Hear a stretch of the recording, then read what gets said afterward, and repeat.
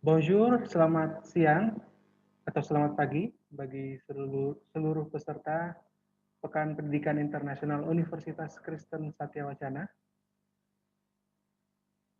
Dan selamat datang di sesi di siang hari ini, di mana kita akan mendengarkan mengenai sesi beasiswa dan info studi lanjut di Prancis. Kami ucapkan sekali lagi terima kasih atas kehadiran dari seluruh peserta di siang hari ini.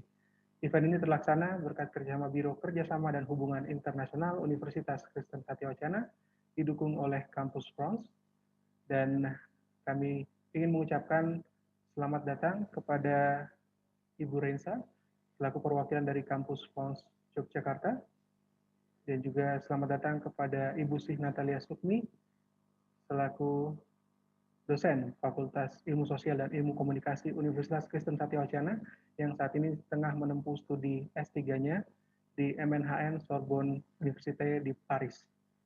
Dan juga sekali lagi kami ucapkan selamat datang, selamat bergabung kepada para peserta Pekan Pendidikan Internasional Universitas Kristen Satya Wacana pada hari ini tanggal 17 Desember 2020 pukul 2 siang. Sebelum kita memulai sesi kita di pagi hari ini, di siang hari ini, terlampir kami akan membacakan ketentuan dari kegiatan Pekan Pendidikan Internasional UKSW. Yang pertama, kami harapkan seluruh peserta agar dapat mengganti namanya atau di rename sesuai dengan format sebagai berikut yang tertera di layar. Nama universitas asal, nama depan, NIM. Contohnya, UKSW JOS 11 2018 011. Tetapi apabila Anda adalah seorang dosen atau staf, dapat menghilangkan bagian NIM-nya, cukup nama universitas asal dan juga nama depan. Lalu yang kedua, seluruh peserta akan memasuki Zoom dalam kegiatan dengan dinonaktifkan atau di-mute mikrofonnya. Lalu yang ketiga, jika peserta ingin mengajukan pertanyaan, dapat langsung menulisnya di kolom chat, atau juga dapat meminta izin kepada kami, Biro Kerjasama dan Hubungan Internasional UKSW, untuk dapat diaktifkan mikrofonnya.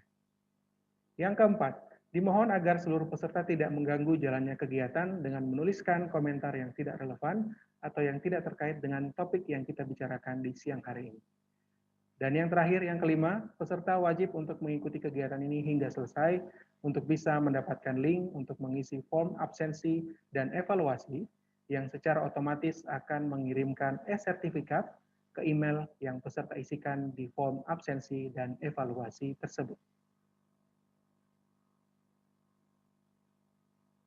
Berikut adalah tema kita di siang hari ini, yaitu beasiswa dan studi lanjut di Prancis, di mana di 30 menit pertama kita akan mendengarkan pemaparan mengenai peluang-peluang beasiswa maupun info studi lanjut S2 dan S3 di Prancis oleh Ibu Andraina Arkensi Febrensa atau yang biasa dipanggil Mbak Rensa, perwakilan dari Kampus France Yogyakarta.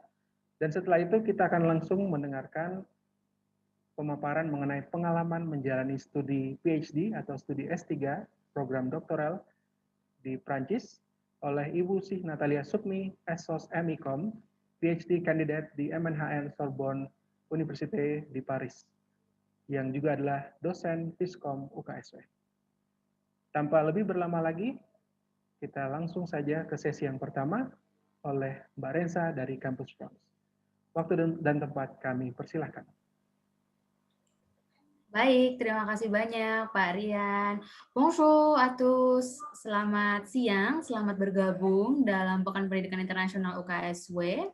Sebelumnya saya mau berterima kasih terlebih dahulu kepada rekan-rekan BKHI UKSW yang sudah mengundang kembali Kampus France untuk berpartisipasi dalam Pekan Pendidikan Internasional 2020.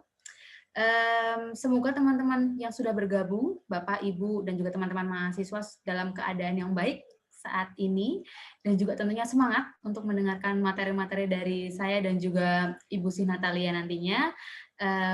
Kalau misalnya diperlukan, silakan juga mempersiapkan alat tulisnya untuk mencatat poin-poin penting atau mempersiapkan gawainya juga boleh, nanti boleh difoto. Oke, saya akan bagikan layar saya. Baik.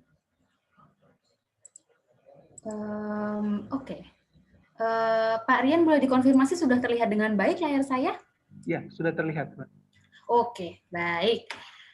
Oke, untuk teman-teman yang mungkin belum kenal dengan Campus France, jadi Campus France adalah sebuah lembaga resmi dari pemerintah Prancis, ya, yang ada atau tersebar di 5 kota di Indonesia, ada di Jakarta, Bandung, Surabaya, Medan, dan juga Jogja. Nah, kebetulan saya, Renza, selaku penanggung jawab dari Campus France Yogyakarta. Nah, Kampus France Indonesia itu terintegrasi atau tergabung dengan IFI, Institut Français d'Indonésie. Nah, di dalam IFI ini terdapat berbagai bidang kerjasama nih. Salah satunya adalah bidang kerjasama universitas yang menaungi atau menjadi payungnya Kampus France Indonesia. Sedikit informasi aja yang ingin saya bagikan ke teman-teman semuanya di sini. Ini adalah statistik sederhana mengenai angka keberangkatan mahasiswa Indonesia yang kuliah ke Prancis mulai dari tahun 2014 sampai dengan tahun 2019. Bisa dilihat bahwa angkanya ini terus bergerak naik, ya, walaupun ada sedikit penurunan di tahun 2017 ke tahun 2018. Tapi sejauh yang kami dapatkan informasi dan juga datanya, semakin ke sini semakin banyak mahasiswa Indonesia yang tertarik untuk melanjutkan kuliah di Prancis. Nah, kira-kira kenapa? Nanti akan saya jabarkan alasan-alasannya setelah beberapa slide berikut ini. Oke, nah mungkin untuk teman-teman yang agak khawatir atau mungkin punya pertanyaan mengenai perkuliahan di Prancis selama pandemi ini seperti apa, sampai hari ini perguruan tinggi di Prancis tetap menyambut mahasiswa asing atau mahasiswa internasional seperti biasa. Tidak ada pembatasan khusus, hanya saja memang untuk bisa memasuki Prancis, negara Prancis, ada beberapa dokumen yang harus disiapkan terlebih dahulu. Contohnya seperti tes PCR negatif, kemudian ada surat pernyataan tersumpah bahwa mahasiswa ataupun yang ingin masuk wilayah Prancis tidak memiliki gejala COVID-19, kemudian ada formulir kontak ya yang akan disediakan oleh maskapai dan beberapa dokumen lainnya yang menjustifikasi bahwa memang yang bersangkutan terbebas dari COVID-19. Selebihnya semuanya berjalan seperti normal. Nah, ini tadi seperti yang saya sampaikan, harus ada tes PCR negatif yang berlaku kurang lebih 72 jam sebelum keberangkatan. Nah, untuk perkuliahannya sendiri seperti apa? Untuk perkuliahannya sampai hari ini berjalan normal, ya. Mayoritas memang masih secara jarak jauh, daring. Beberapa juga menawarkan hybrid. Hybrid itu jadi campuran antara daring dan juga datang langsung ke kampus. Cuman kalau untuk kuliah yang datang langsung ke kampus, ini biasanya dibatasi jumlah mahasiswanya antara 10 sampai 20 maksimal, tergantung dengan kapasitas ruangannya. Kurang lebih seperti itu. Nah, ini untuk informasi terbaru mengenai perkuliahan selama pandemi ini bisa dicek di situs yang sudah tertera. Oke, baik. Untuk teman-teman yang mungkin sedang merencanakan kuliah di Prancis atau mungkin sedang menimbang-nimbang kira-kira habis S1 atau mungkin habis S2 mau lanjut kemana ya, apakah mau ke Eropa, ataupun mau ke Prancis, ataupun mau negara lain. Nah, sebagai informasi awal bahwa saat ini Prancis itu menduduki sebagai negara kelima di dunia yang menerima mahasiswa asing terbanyak. Gitu. Jadi Prancis sebagai negara kelima setelah 3 negara Anglofon, yaitu US, UK, dan juga Australia, dan yang keempat adalah Jerman. Nah, kelimanya adalah Prancis. Jadi Prancis ini sebagai negara salah satu negara yang menerima mahasiswa asing terbanyak di dunia. Nah, kira-kira kenapa? Karena yang pertama dari segi penelitian dan juga segi pendidikan tingginya. Tentu kualitas pendidikan tinggi dan juga penelitian di Prancis tidak perlu diragukan lagi ya, terbukti dari adanya banyak peneliti-peneliti Prancis yang mendapatkan Nobel dan juga penghargaan ternama di dunia, seperti yang ada di layar saat ini.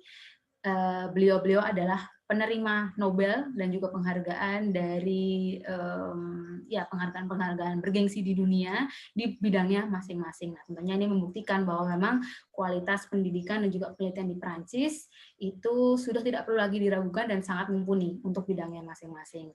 Kemudian perlu diketahui juga bahwa ijazah yang diterbitkan oleh pemerintah Prancis ini akan diakui secara internasional, khususnya juga di Eropa. Nah, artinya apa? Dengan memiliki ijazah dari pemerintah Prancis akan memudahkan rekan-rekan semuanya apabila ingin melanjutkan studi lanjutan di Prancis sendiri ataupun di negara-negara lain, ataupun mungkin teman-teman ingin melanjutkan karirnya ya dengan ijazah yang dimiliki dari pemerintah Prancis, tentu ini akan sangat mendukung dan juga sangat membantu. Begitu. Kemudian di Prancis program studi atau jurusannya tidak hanya diajarkan dalam bahasa Prancis, tapi ada juga program studi yang diajarkan dalam bahasa Inggris. 100% dalam bahasa Inggris. Nah, kalau untuk jurusan S1 ada sekitar 150 program, jurusan master atau S2 ada sekitar 450 program, dan juga ribuan untuk kuliah singkat atau program singkat, dan juga S3 atau program doktor. Jadi untuk rekan-rekan yang mungkin belum bisa bahasa Prancis atau mungkin sudah menguasai bahasa Inggris lebih dulu dibandingkan dengan bahasa Prancisnya dan ingin memilih kuliah dalam bahasa Inggris, nah Prancis bisa jadi jawabannya. Kemudian dari segi ekonomi atau daya tarik ekonomi, kebetulan saat ini Presiden Prancis itu sudah membuat satu jaringan namanya French Tech, di mana ini adalah sebuah jaringan yang menaungi lebih dari 10.000 startup di Prancis, yang tentunya ini bisa menjadi peluang untuk mahasiswa-mahasiswa yang ingin terjun langsung dalam dunia perekonomian Prancis. Terjun di sini artinya bisa ikut magang, bisa ikut bekerja, atau mungkin ikut melakukan penelitian dalam bidang perekonomian. Nah, ini sangat terbuka lebar untuk mahasiswa internasional. Selanjutnya dari segi bahasa sendiri Perancis seperti yang mungkin rekan-rekan sudah tahu, saat ini bahasa Perancis adalah bahasa resmi nomor 2 yang digunakan di PBB, dan bahasa yang sudah dituturkan di lebih dari 30 negara di dunia, memiliki ratusan juta penutur ya.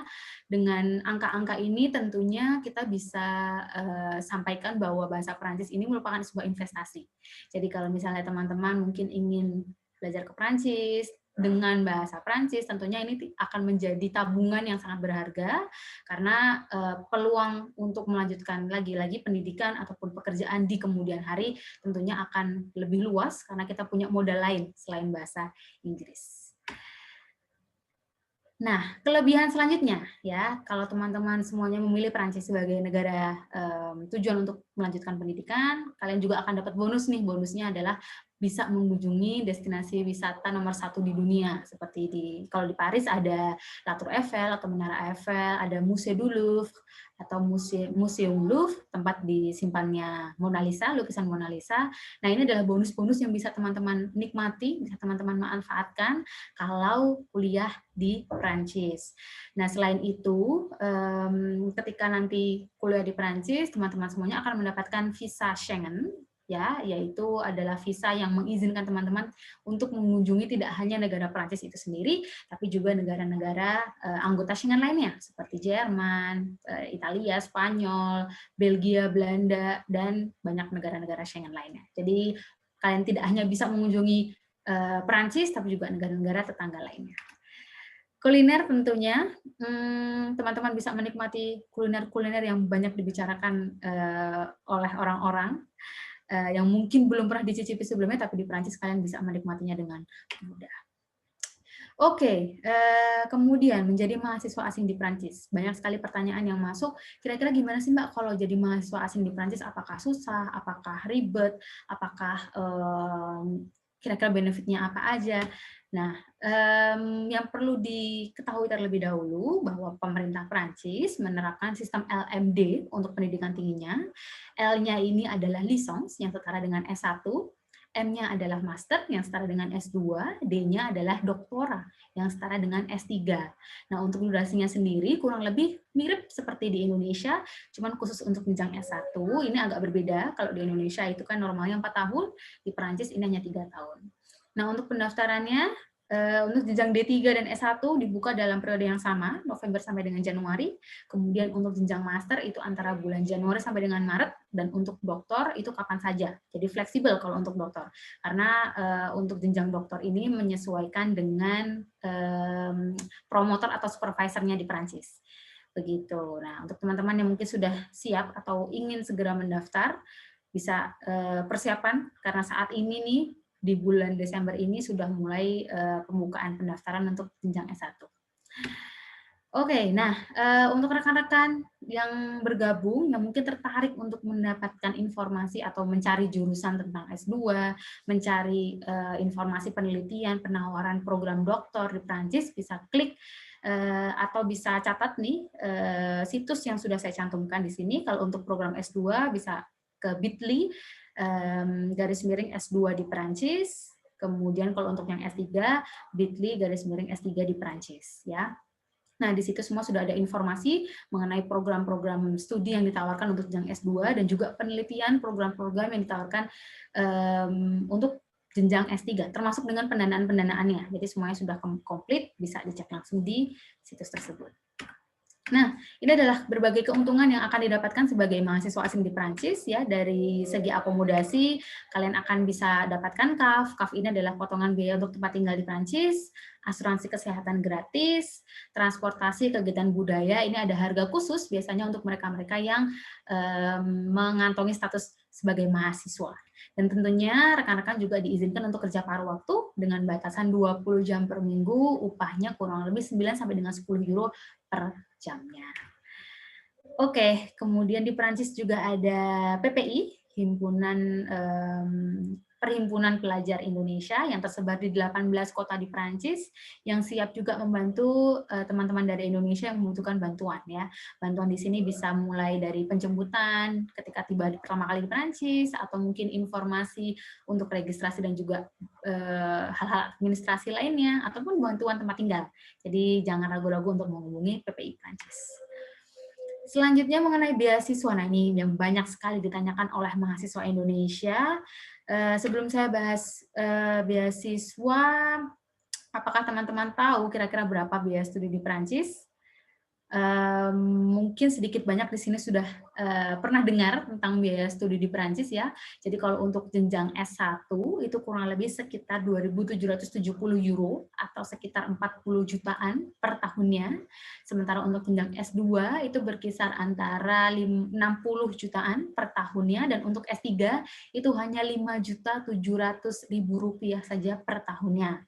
Gitu. Jadi biaya-biaya ini adalah biaya-biaya untuk studi di perguruan tinggi negeri yang sudah ditetapkan secara seragam oleh pemerintah Prancis. Tapi jangan khawatir kalau misalnya mungkin teman-teman di sini atau rekan-rekan merasa kok masih agak mahal ya Mbak, masih puluhan juta per tahunnya, untuk S2 masih 60 juta. Nah, pemerintah Prancis punya berbagai penawaran pendanaan. Untuk jenjang S1 ini ada namanya beasiswa parsial D3 dan S1.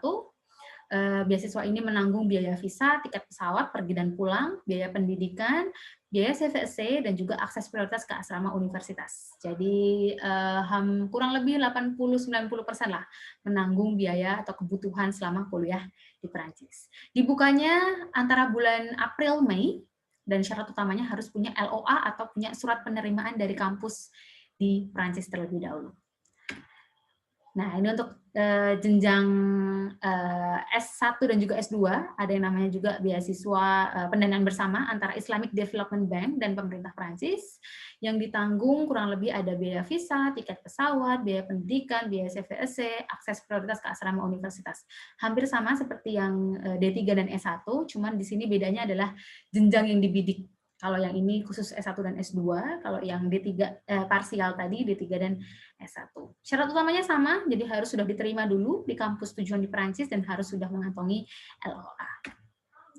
Nah, kalau yang ini dari pemerintah Perancis untuk S2, khusus S2 saja, biaya atau manfaat yang diberikan oleh pemerintah Prancis kurang lebih sama ya. Jadi ada biaya visa, biaya hidup, pendidikan, akses prioritas ke universitas.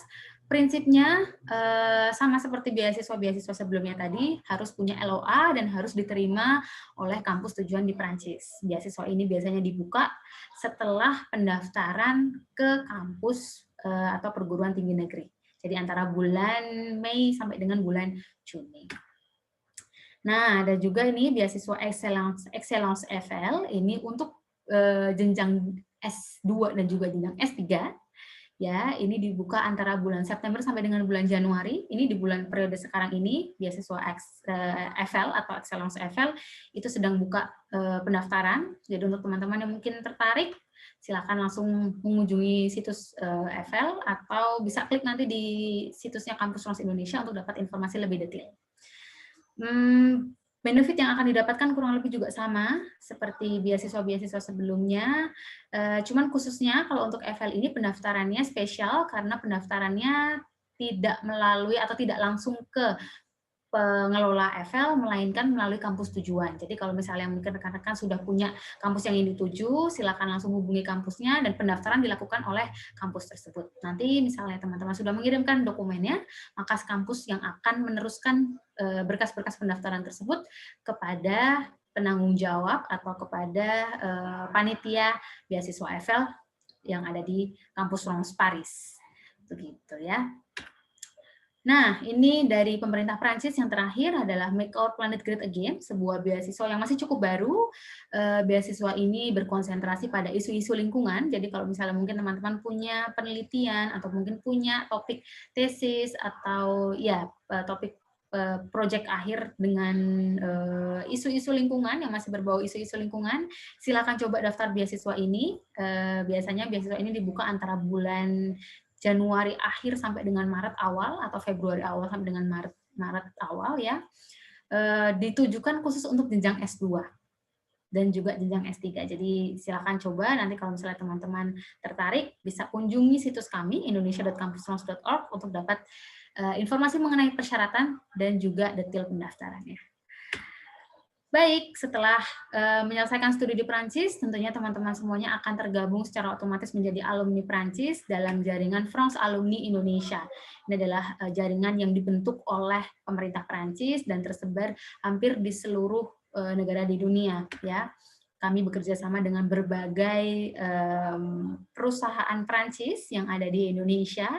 Ini contoh-contoh perusahaannya dan tahun lalu kami memilih 10 wajah sebagai duta dari perwakilan France Alumni Indonesia yang sudah bekerja atau sudah menggeluti bidangnya masing-masing.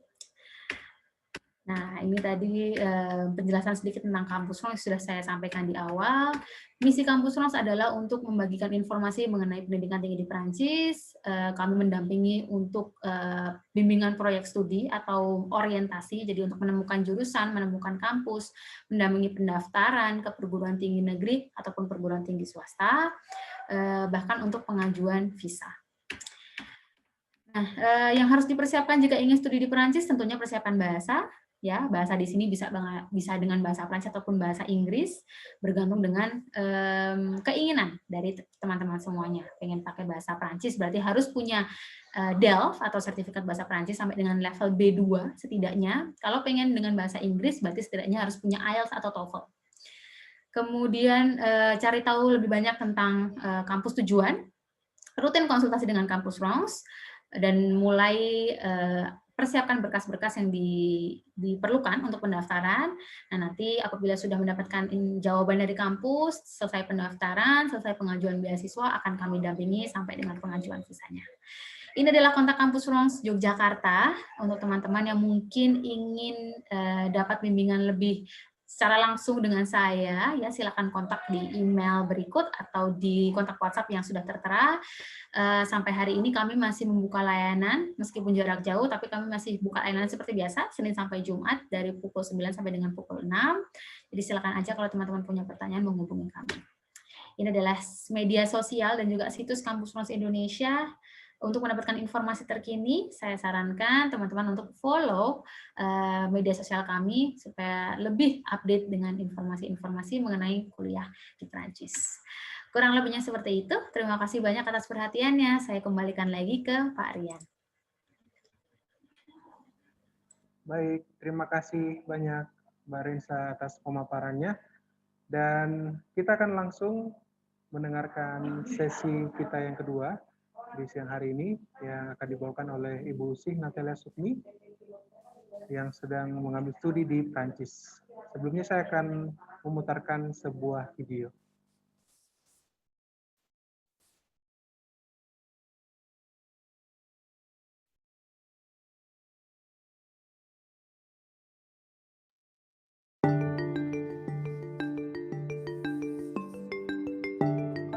Bonjour, je m'appelle Natalia Sukmi, je viens de Solo, une petite ville au Java en Indonésie. Je suis enseignant à l'Université Christine Katawacana. Maintenant, j'habite à Paris et j'étudie le doctorat au Muséum national de l'histoire naturelle Solo en France. Je travaille avec François Sema. sur le patrimoine préhistorique indonésien confronté aux défis de développement durable, construit un modèle d'éducation Merese se situe dans la zone du patrimoine mondial, en particulier à Sangiran en Indonésie. C'était considéré comme le site le plus riche et le plus important du Pléistocène en Indonésie et même en Asie. À Sangiran, on a découvert des fossiles Homo erectus, un taxon important dans l'histoire et l'évolution humaine. Cependant, depuis des années sur un site préhistorique où presque toutes les découvertes sur la terre communautaire et en cohabitation avec la communauté, c'est ce qui s'est passé là-bas. Un objectif de l'essai est donc de développer un concept original de participation de la communauté dans le développement durable, capable de contribuer à favoriser à la voie de bien-être des communautés locales et la conservation du patrimoine. Je me propose d'utiliser une approche multidisciplinaire de l'ethnographie de la communication et de l'expérience sociale en collaboration avec les communautés. En espérant que ce modèle contribuera à préserver le patrimoine et améliorer le bien-être de la communauté. J'ai choisi la France pour mes études de doctorat parce que tout d'abord, de nombreuses grandes fonctions sont ici. J'aimerais ressentir l'atmosphère dans la nature et dans la culture, dans laquelle de grandes idées ont émergé.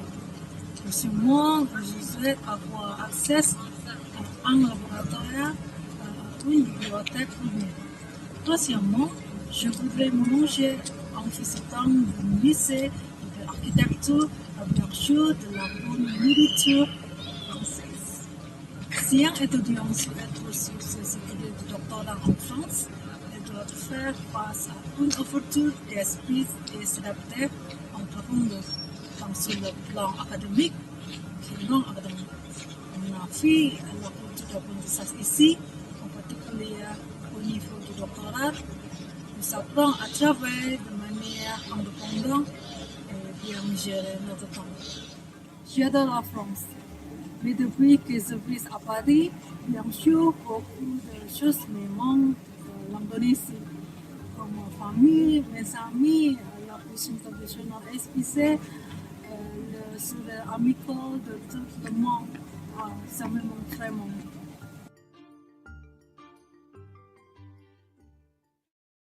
Dipersilahkan langsung, Bu Natalia. Terima kasih Mas Rian. Sudah oke kah suaranya? Sudah, Bu. Oke. Bonjour à tous. Selamat pagi. Kalau di Paris ini masih jam 8:30 pagi. Kita beda waktu 6 jam ya. Perkenalkan, nama saya Natalia. Itu tadi video adalah hasil join dengan Ivy waktu itu diminta untuk mengisi Ventilation. Saya senang sekali hari ini bisa bergabung dengan teman-teman yang saya pikir kalau sudah join di sini berarti ada keminatan untuk melakukan studi lanjut, ya. Oke, saya akan share screen saya dulu.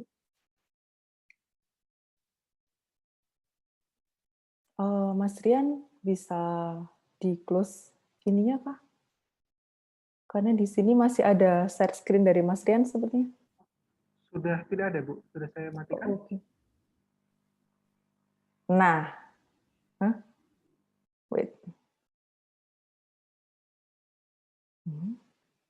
Masih ada yang share screen ya?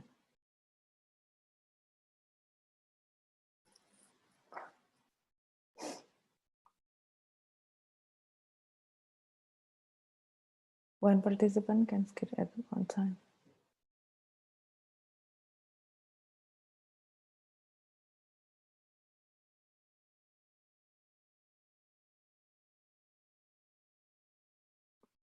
Oh, Mas Rian bisa dari Mas Rian kah? Kenapa di tempat saya nggak ada pilihannya? Oh iya, baik.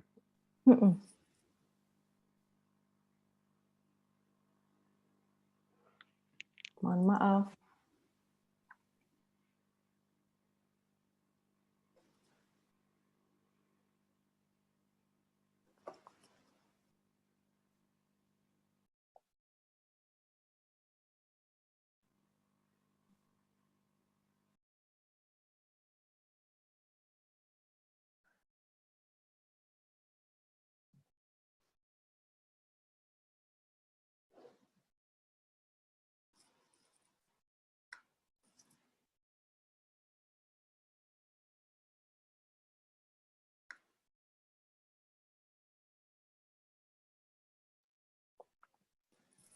sudah terlihat ya Bu.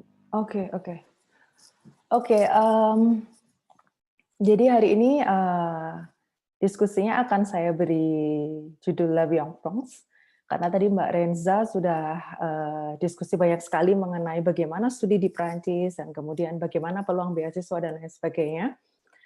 Dan di sini saya akan lebih menjelaskan mengenai kehidupan di Prancis macam apa sih sejauh atau sependek yang saya tahu pastinya ya.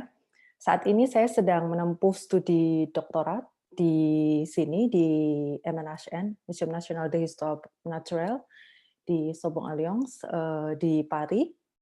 Dan ini saya sampai di Paris di tahun lalu, tepatnya di November, akhir November, dan jadi ini sudah sekitar 1 tahun. Next. Nah, pertanyaannya adalah, kemudian mengapa teman-teman ingin sekolah lagi begitu ya? Karena tadi ada yang ingin lanjut ke jenjang yang lebih tinggi atau atau memang ingin melanjutkan sesuai dengan jenjang teman-teman yang sekarang sudah ditempuh ya.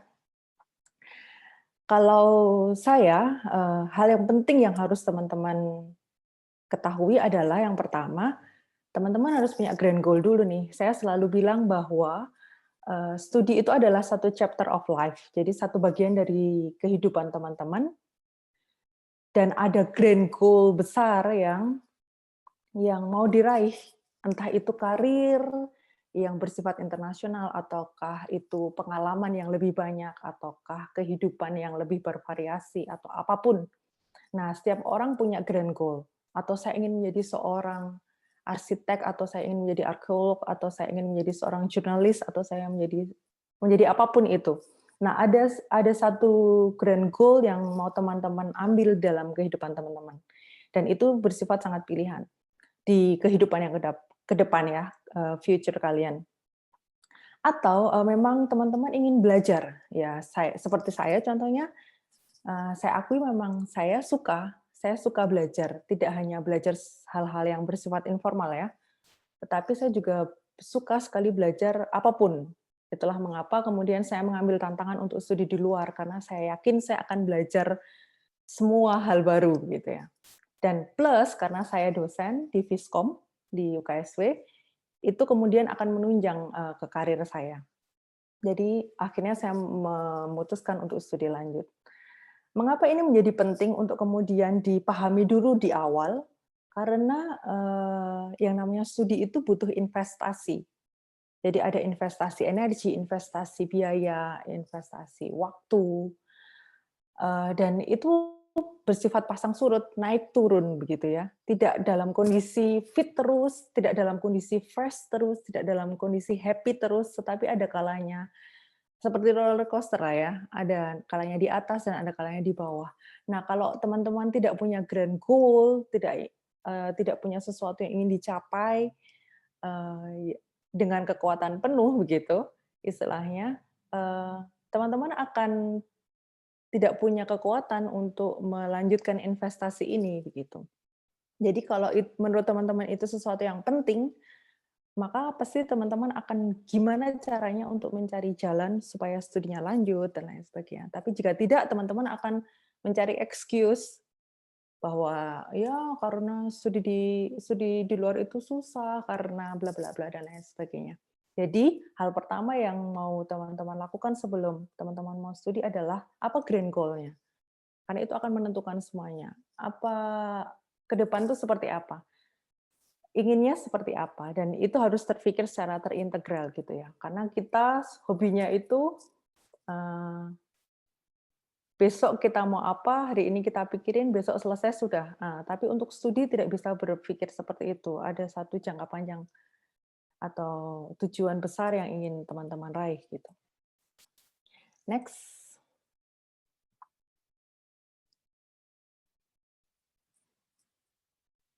Next, Mas Yan. Yes.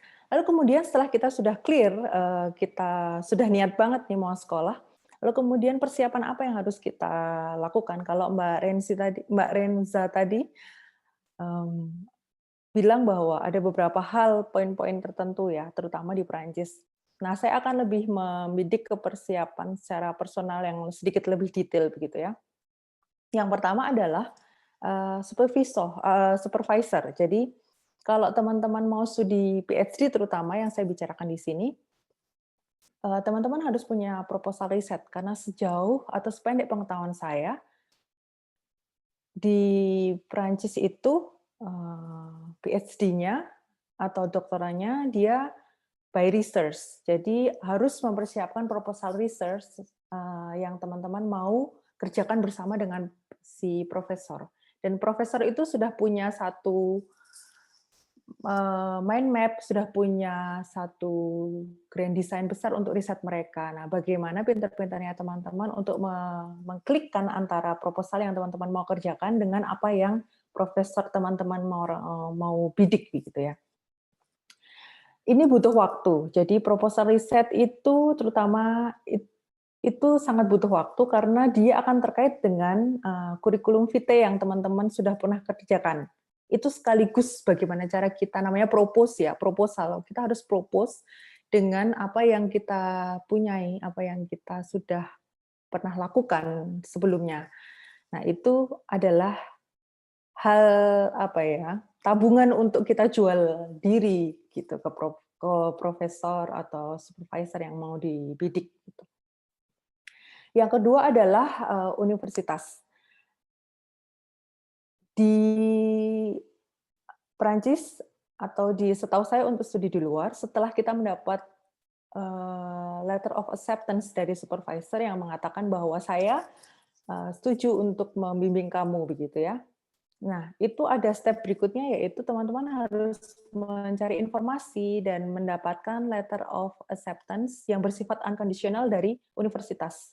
Mengapa? Karena letter of acceptance ini yang bersifat unconditional berarti tidak ada syarat. Berarti mengapa ada dua macam ya? Yang dulu awalnya ada yang namanya LOE yang bersifat kondisional. LOE yang bersifat kondisional itu saya sudah menerima kamu, si universitas ini sudah menerima kamu, tetapi masih ada syarat untuk menaikkan TOEFL misal, atau ingin menaikkan ada satu persyaratan yang belum dilengkapi. Jadi dia sudah dapat yang namanya conditional letter. Tetapi saat ini rasanya untuk beberapa terkait dengan beasiswa nanti, untuk melamar beasiswa, si pemberi beasiswa maunya mereka atau siapapun calon penerima beasiswa awardee-nya itu sudah punya unconditional letter. Unconditional letter dari universitas dan supervisor. Jadi ini adalah dua hal yang teman-teman harus kerjakan di awal. Dan ini butuh waktu. Saya bilang ini butuh waktu karena berkasnya itu tidak sedikit. Berikutnya yang harus dipersiapkan adalah beasiswa. Nah, di beasiswa ini sendiri, itu juga satu rangkaian, saya bisa katakan ini satu rangkaian juga persiapan yang penuh harus dilakukan, karena si beasiswa juga minta banyak hal lagi, syarat dokumen yang harus dilengkapi. Dan salah satunya adalah unconditional letter, lalu kemudian tadi yang dibilang Mbak Renza, syarat bahasa gitu ya. Bahasa itu juga menjadi satu tantangan tersendiri buat teman-teman yang ingin studi di luar, karena saya yakin mungkin teman-teman sangat fasih untuk berkomunikasi menggunakan bahasa asing sesuai dengan negara yang akan dituju begitu. Tetapi untuk studi lanjut karena dia bersifat formal, dia butuh yang namanya berkas. Dan berkas itu juga butuh satu persiapan sendiri, biaya tersendiri dan lain sebagainya. Jadi itu menjadi satu catatan untuk dipersiapkan begitu ya. Dan yang berikutnya yang tidak kalah pentingnya adalah keluarga, terutama teman-teman yang PhD. Mengapa? Karena tidak semua beasiswa itu mengcover yang namanya family allowance. Beasiswa saya puji Tuhan mengcover itu di tahun kedua. Berarti 1 tahun pertama saya akan hidup atau tinggal sendiri di sini, atau kalau saya mau membawa keluarga, saya akan membiayai itu dengan uang pribadi saya. Nah, itu harus diperhitungkan bagaimana teman-teman memanage itu. Dan juga ini menjadi penting karena supaya studi kita enak begitu ya, supaya studi kita enak, karena jika ada ganjalan di persoalan keluarga, entah dari orang tua atau entah dari pasangan atau dari anak atau apapun itu yang siapapun itu yang kemudian membuat teman-teman tidak merasa full untuk menjalankan studi di luar negeri, karena jangka studi itu kan tidak ada yang 1 atau 2 bulan, begitu ya. Ini bukan macam piknik yang 1 minggu kemudian kita fresh dan kemudian kita pulang, tidak seperti itu, tetapi ada itu tadi up and down. Jadi bagaimana ini perlu didiskusikan secara matang tentang perencanaan ini dengan keluarga, gitu ya. Itu. Next. Kalau ada banyak pertanyaan yang ingin dilanjutkan, pertanyaan yang ingin dilontarkan, mungkin nanti bisa waktu sesi tanya jawab ya. Nah, manfaat studi kalau di Prancis menurut saya, ini dari perspektif atau pendapat saya personal ya. Tentu teman-teman atau pembicara yang lain di sesi-sesi yang lain, dia mempunyai satu pendapat mereka sendiri. Tapi kalau menurut saya adalah, yang pertama karena saya ingin menjadi warga global gitu.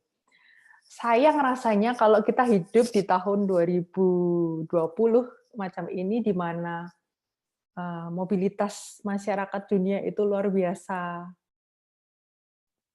mudah begitu, terfasilitasi dengan alat transportasi atau temuan-temuan teknologi yang luar biasa, dan kita cuma menikmati satu titik spot di dunia ini begitu ya. Alangkah menarik kalau semisal kita menjadi warga global, bertemu dengan orang dengan berbagai macam kebudayaan, warna kulit, merasakan pengalaman yang luar biasa kaya. Itu menurut saya itu manfaat tersendiri, dan itu menjadi satu bagian yang dulu menjadi imajinasi saya ketika saya belum studi keluar.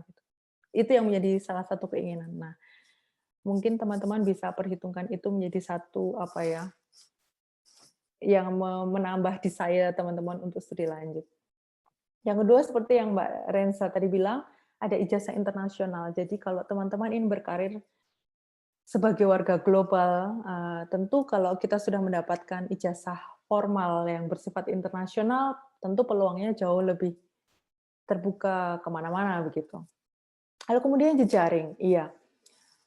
Saya punya teman satu lab, karena di sini peneliti atau PhD itu akan masuk di dalam, join dalam satu pusat studi begitu ya. Nah, saya punya teman dari Ekuador, saya punya teman dari Brasil, saya punya kawan dari Rusia, saya punya kawan dari China, saya punya kawan dari, jadi lingkup pertemanan, lalu kemudian jejaring saya, itu menjadi lebih luas ketika saya punya studi di Perancis, karena seperti tadi data dari Mbak Rensa bilang, memang banyak mahasiswa asing yang kemudian datang ke Perancis gitu. Lalu kemudian manfaat studi di Perancis atau di luar negeri seperti apa? Tambah kreatif itu pasti.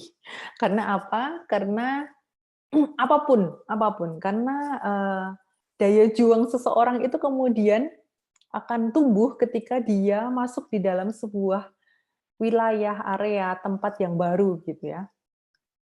Tidak stay di satu zona nyaman. Saya bilang bahwa teman-teman sekarang sedang tinggal di satu wilayah yang menjadi zona nyaman. Mengapa saya bilang zona nyaman? Ya mungkin karena sejak lahir ataupun yang mungkin sekarang merantau studi ke tempat orang pun strugglingnya atau cara berjuangnya tentu berbeda kalau teman-teman tinggal di negara orang. Yang kalau teman-teman itu tidak benar-benar kreatif untuk bertahan hidup, ya tidak benar-benar tidak bisa melanjutkan hidup gitu. Contohnya salah satu keahlian saya yang cukup signifikan terutama lockdown adalah memasak. Karena kalau jajan di sini sangat mahal, jadinya dan saya ya tetap bercerita sebagai mahasiswa, ya saya memilih untuk memasak. Jadi saya kreasikan segala kemampuan saya untuk menambah kemampuan memasak saya supaya saya bisa makan soto misal, karena di sini nggak ada orang yang jual soto atau mie TikTok mie tok-tok ya, atau mie TikTok apalah itu yang jual di sembarang tempat, ya akhirnya saya berkreasi untuk itu. Makanan, lalu kemudian cara bertahan hidup yang lain, semisal mengurus birokrasi yang ada di sini, atau mau pergi ke lapus atau apa ya, kantor pos untuk mengirim sesuatu, tentu ada banyak, hampir semua hal, ya semua hal itu baru. Sehingga tentu daya bertahan, daya berjuang kita memaksa kita untuk kemudian berpikir kreatif jika kita ingin bertahan. Dan itu tentu memperkaya seluruh indera. Ini salah satu manfaat menurut saya yang sangat penting. Saya bisa merasakan makanan yang berbeda, saya bisa melihat sesuatu yang berbeda, saya bisa mendengar suara yang berbeda, kemudian saya merasakan dinginnya yang saat ini lagi 1 derajat begitu ya. Lalu kemudian semua indera saya kemudian akan bekerja, dan menurut saya itu lebih memperkaya saya sebagai seorang human being gitu. Dan di situ menurut saya menjadi belajar hidup lagi gitu ya, dari sesuatu yang kemudian sudah ada di dalam zona nyaman kehidupan kita, kemudian tiba-tiba kita harus switch semuanya dan belajar untuk beradaptasi untuk semuanya gitu. Next. Nah, kalau PhD di Prancis seperti apa? Yang pasti saya tadi bilang by research, sehingga siapkan proposal itu sangat penting. Lalu kemudian kalau di PhD Prancis, dia adalah seorang peneliti muda versus HDR. HDR itu peneliti orang yang kemudian di sini seseorang yang sudah dianggap mampu untuk kemudian mempunyai kuasa untuk membimbing doktora secara mandiri, itu levelnya jauh lebih tinggi. Dia peneliti, dia pengajar, bisa jadi pengajar juga, dia peneliti, tapi dia punya hak untuk kemudian membimbing secara mandiri gitu ya, tidak menjadi pembimbing pertama, misal seperti itu. Nah, kalau PhD itu masuknya di peneliti muda, jadi dianggapnya kita adalah sedang belajar meneliti. Hal yang menarik di Perancis adalah kita diberi hak penuh untuk kemudian merancang semua apa yang kita inginkan.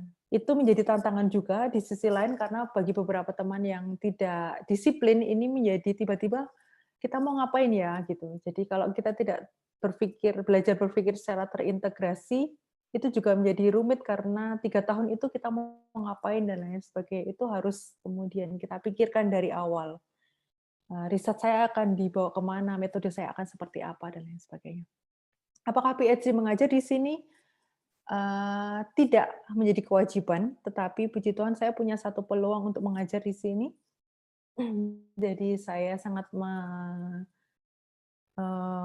menikmati proses itu karena saya jadi tahu ambience-nya seperti apa begitu ya.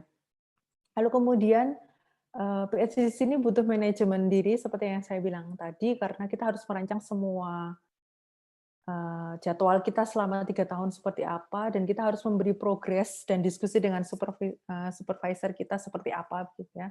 Setiap minggu, setiap bulan, jadi kita harus berikan progress research, dan setiap tahun akan ada satu tim komite de suivi. Itu adalah satu tim pemantau yang kemudian akan melihat bagaimana progres kita per tahun, dan mereka akan memperkaya dengan pemikiran mereka untuk menambah kekayaan riset kita. Dan itu luar biasa sekali yang saya rasakan, karena yang namanya komite ini bisa dari mana? Dari manapun di seluruh dunia, dengan link profesor kita yang luar biasa itu, dan mereka membantu memikirkan riset kita. Jadi kompleksitasan riset kita, lalu kemudian kekayaan riset kita menjadi semakin bertambah gitu.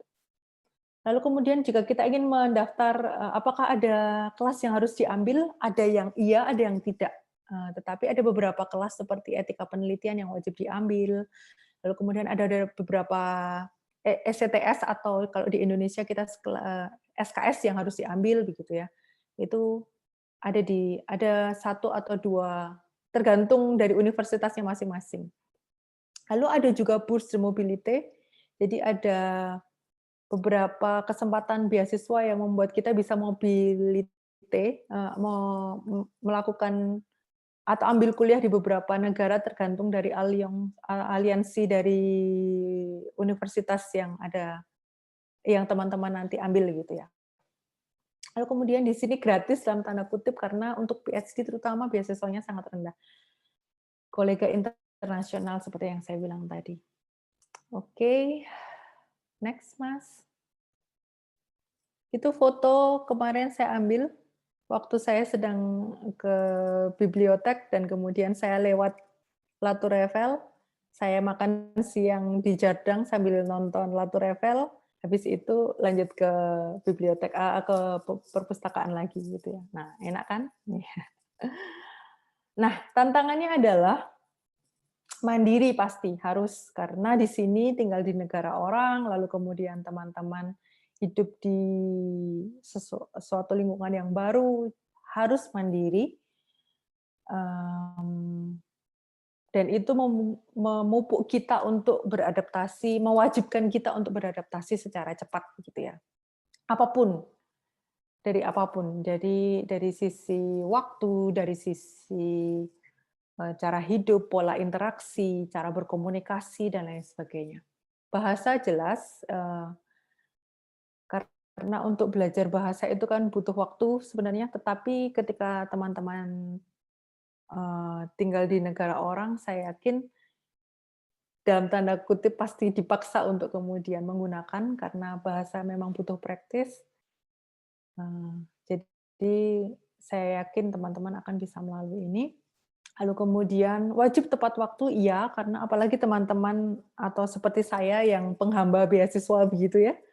Jadi kalau penghamba beasiswa, kalau nggak kalau tidak tepat waktu ya konsekuensinya harus bayar pakai uang sendiri, dan kalau saya memilih untuk tepat waktu. Dan di sini rata-rata cukup strict juga untuk waktu. Jadi silakan teman-teman betul-betul menghitung waktu dan belajar untuk memanage segala sesuatunya. Next. Nah, Prancis menurut saya secara personal ya, ini pendapat yang sangat personal. Saya sangat menikmati karena arsitektur dimanapun saya berjalan, arsitektur saya disuguhi dengan arsitektur yang luar biasa menarik, entah itu modern atau arsitektur kuno, arsitektur lama begitu ya. Menurut saya apa yang saya lihat itu sesuatu yang bagian dari piknik saya setiap hari gitu.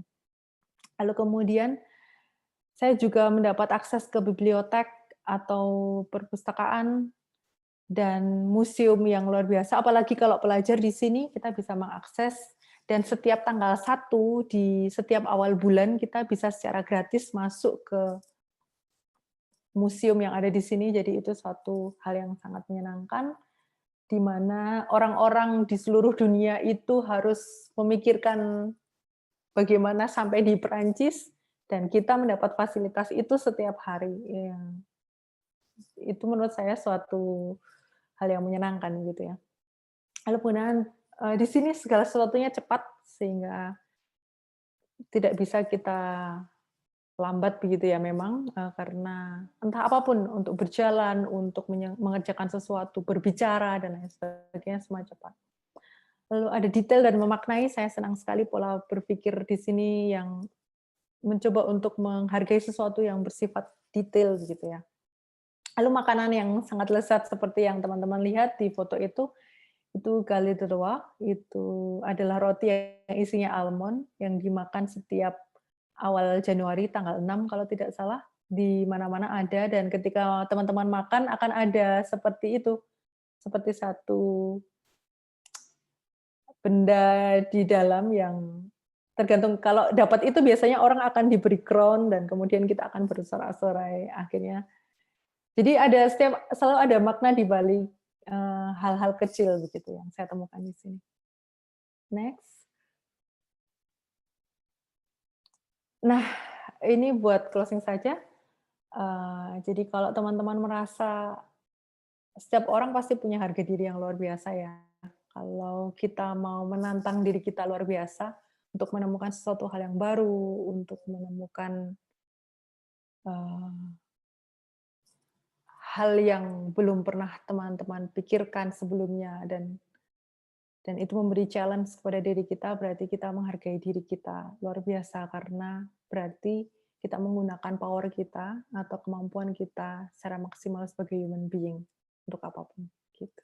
Bung Courage, terima kasih. Merci.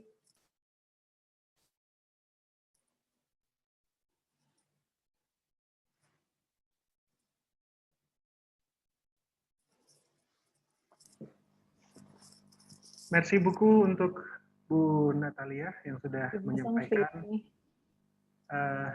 materinya. Dan sebelum kita masuk ke sesi tanya-jawab, saya mohon bantuan dari seluruh peserta untuk bisa mengaktifkan mikrofonnya. Maksud saya mengaktifkan videonya. Kita akan mengadakan sesi foto bersama singkat sebelum kita lanjutkan. Sekali lagi mohon bantuan dari seluruh peserta untuk bisa mengaktifkan video. Karena kita akan sesi foto bersama. Singkat saja. Baik, akan saya foto. 1, 2, 3. Baik. Sekali lagi.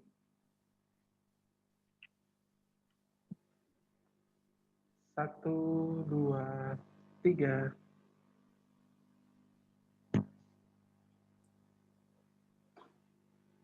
Baik, terima kasih untuk kesediaannya mengaktifkan videonya. Dan kita akan langsung ke sesi yang sudah dinanti-nantikan para peserta di siang hari ini, yaitu sesi tanya-jawab. Untuk itu kami ingatkan kembali bagi para peserta yang ingin mengajukan pertanyaan, baik ke Mbak Rensa dari Kampus France ataupun kepada Bu Natalia, silahkan mengajukan di kolom chat.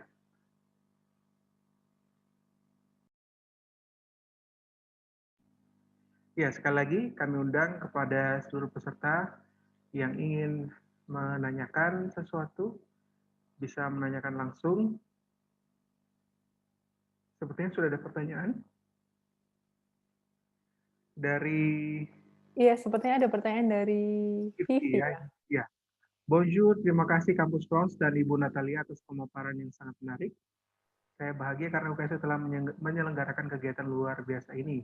Saya menanyakan beberapa hal berikut ini. Apakah ada informasi beasiswa, program exchange dalam waktu dekat, atau lain-lain di bidang linguistik? Sementara saat ini saya sedang menempuh studi di Indonesia. Yang kedua, bagaimana menemukan kampus mana yang ada jurusan linguistik atau bahasa Prancis jika ingin melanjutkan jenjang S2 dan S3 beserta beasiswanya? Mengingat saya sudah berusaha mencari, namun saat membuka link info beasiswa Prancis belum pernah menemukan peluang di bidang tersebut. Mungkin ini bisa dijawab oleh Mbak Rensa dulu dari Kampus France. Silakan. Ya. Baik, terima kasih Pak Rian. Terima kasih juga untuk tadi siapa ya? Vivi, Mbak Vivi dari UPI. Saya akan coba jawab dari pertanyaan pertama ya. Apakah ada informasi mengenai program exchange dalam waktu dekat di bidang linguistik sementara saat ini sedang menempuh studi di Indonesia? Baik, untuk program exchange, pertukaran, ataupun double degree, itu bisa terjadi apabila ada kerjasama antar Universitas Indonesia dan juga Universitas di Prancis. Nah, kalau misalnya Mbak Vivi ingin mengikuti program atau ingin join program double degree atau mungkin exchange ya ke Prancis, itu harus tanyakan dulu ke UPI, apakah UPI punya kerjasama dengan kampus yang ada di Prancis atau enggak. Kalau ternyata punya, nah itu ada kemungkinan atau ada peluang untuk Mbak Vivi mengikuti program exchange ke kampus yang ada di Prancis. Kalau misalnya pun ternyata nggak ada kesempatan lain untuk Mbak Vivi mengikuti program singkat seperti summer course, short course. Nah itu semua informasinya juga ada di situsnya Kampus France Indonesia. Jadi bisa langsung cek aja nanti di situs kami. Kemudian untuk pertanyaan yang kedua, bagaimana cara menemukan kampus yang ada jurusan linguistik atau bahasa Prancis jika ingin melanjutkan S2 dan S3 beserta beasiswanya? Mengingat saya sudah berusaha mencari, namun saat membuka link info beasiswa Prancis belum pernah menemukan peluang di bidang tersebut. Oke, jadi untuk di bidang linguistik, ada beberapa beasiswa yang bisa dicoba. Ya, yang pertama adalah beasiswa ISDB tadi, beasiswa pendanaan bersama antara Islamic Development Bank dan juga pemerintah Prancis yang membuka ke berbagai bidang atau terbuka untuk berbagai bidang studi, termasuk bidang linguistik atau kebahasaan. Nah, kemudian ada juga beasiswa France Excellence untuk jenjang S2. Nah, itu ada salah satu beasiswa yang jadi favorit juga mahasiswa Indonesia karena terbuka untuk hampir semua bidang yang ada di Indonesia atau yang dipelajari oleh mahasiswa di Indonesia. Silakan masuk nanti ke situsnya Kampus France atau nanti akan saya tulis juga di kolom chat supaya Mbak Vivi dan juga teman-teman yang lain bisa langsung klik ke situs kami.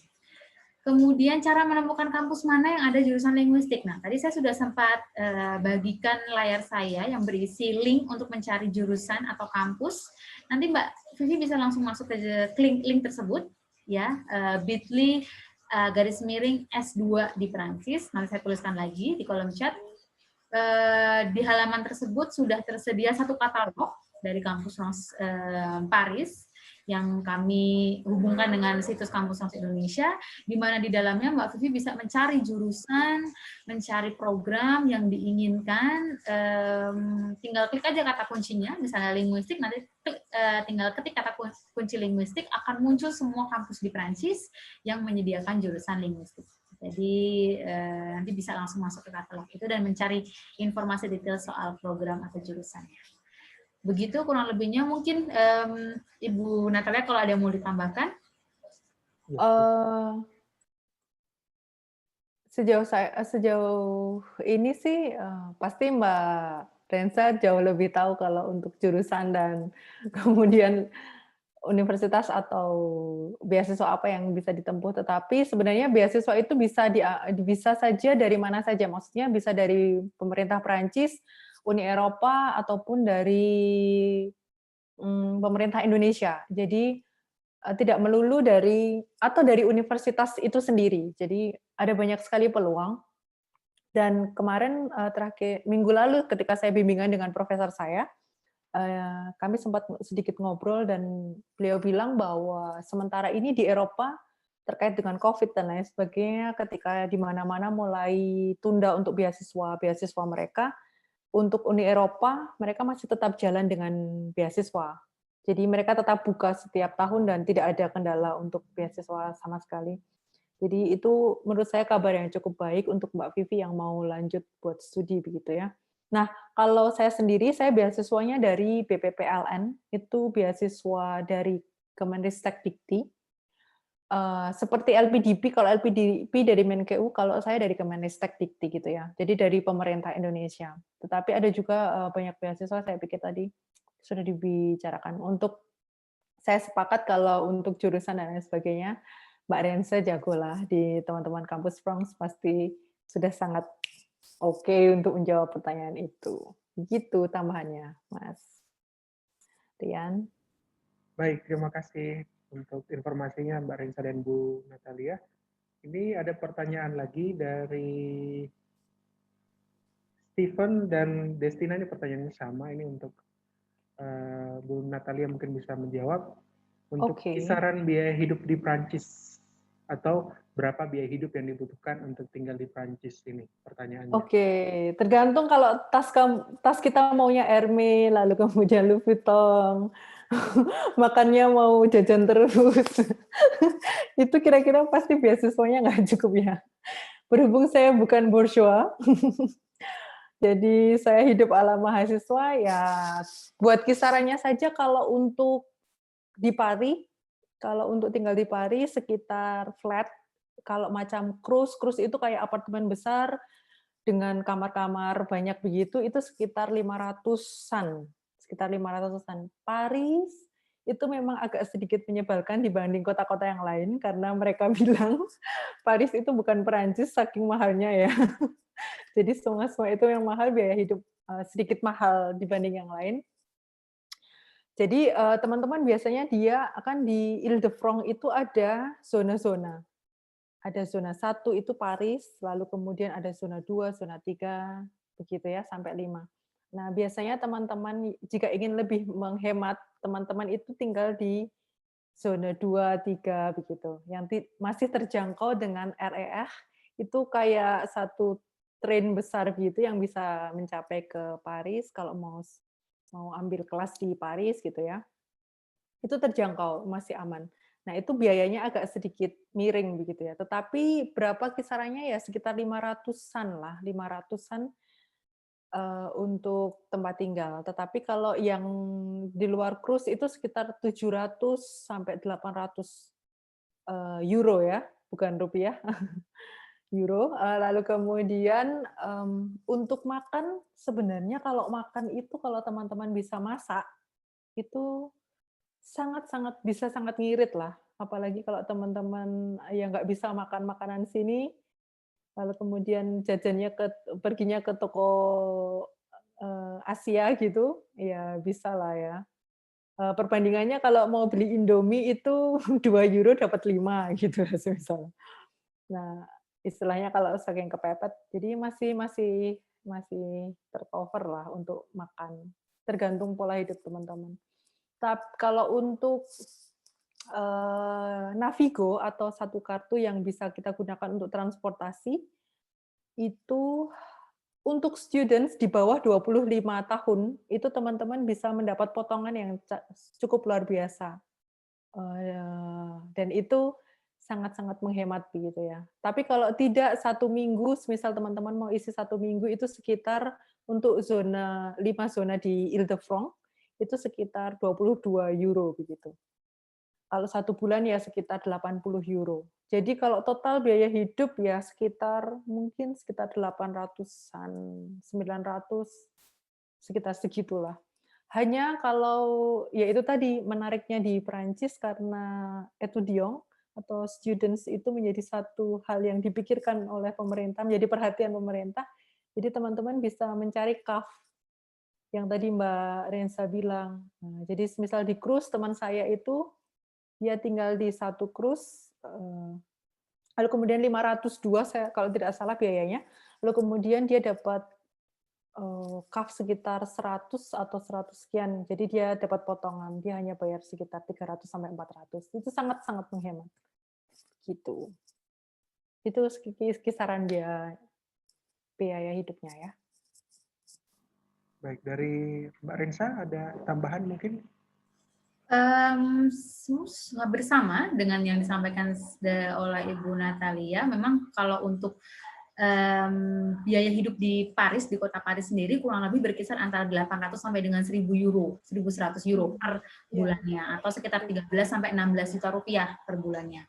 Tapi lagi-lagi ini angkanya masih bisa berubah, bergantung dengan gaya hidup, bergantung dengan pola hidup, dengan pilihan hidup kalian seperti apa. Jadi sangat sangat bergantung lah, masih bisa berubah-ubah.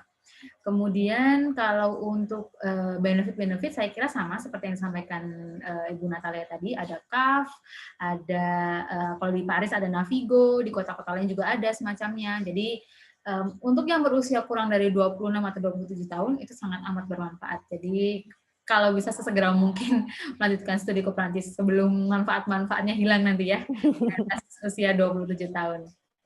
Kurang lebihnya gitu. Baik, terima kasih untuk tanggapannya Mbak Rensa dan Bu Natalia. Kita ada pertanyaan lagi. Pak Rian, satu lagi terakhir.